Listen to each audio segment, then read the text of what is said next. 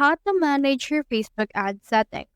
In order to do that, let me first head over and then switch to a page because it only supports Facebook page instead of Facebook account itself.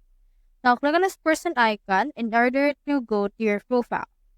Now from there, click on this advertise option and then you should be able to see in here your ad settings, ad infos, and a lot more. You can create an ad, you can get started with automated ads, but if you want to manage, just click on this manage option. You can see in your advertising summary and you can currently view up to 90 days right here. So in here you can see your tools. Click in here under your preferences in order to edit it out.